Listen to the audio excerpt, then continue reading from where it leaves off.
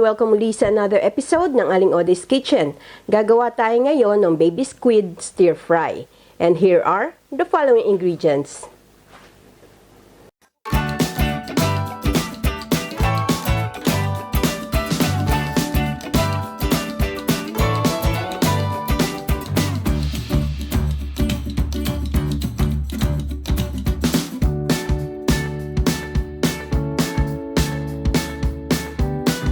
First step, lilinisin lang natin yung baby squid. Tanggalin lang natin ng parang plastic. At saka yung dito sa mata, sa may ulo, tatanggalin natin. Continue lang natin hanggang matapos natin lahat. Ang ating next step, dito sa ating pan, mag-preheat na tayo ng oil. Magigisa tayo. Pagka kanya mainit na yung ating oil, ilagay na natin yung garlic. Huwag nating sunugin para hindi mapait.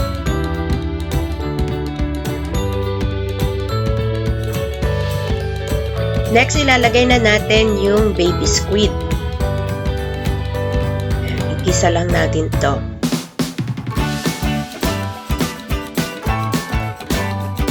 Next, pwede na natin ilagay yung bell pepper.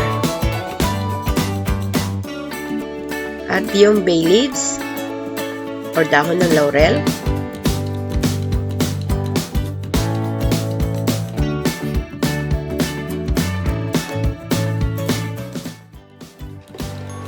Sama ko na rin yung ating red wine vinegar or kung meron kayong white wine, pwede din yun. Kung wala naman, pwedeng suka na lang. And season ko na ng pepper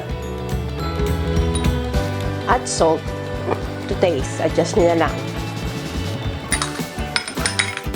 Haluin lang natin to.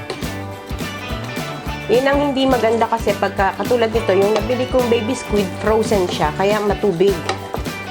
Drain ko na ito, nagtubig pa rin. Oh. Continue lang natin ng pagluto hanggang sa matuyuan siya. Yan. After a few minutes, natuyuan na yung ating baby squid. Kung gusto nyo na medyo maanghang, pwede kayong maglagay ng siling labuyo or yung siling haba or sweet chili sauce.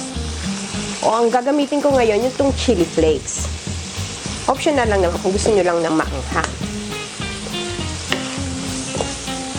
This one is ready.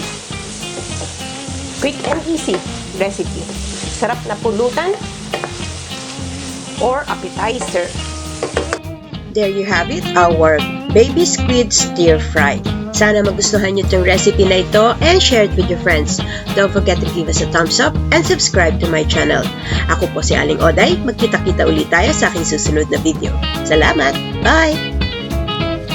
Please follow me on my Facebook page, Twitter, and Instagram.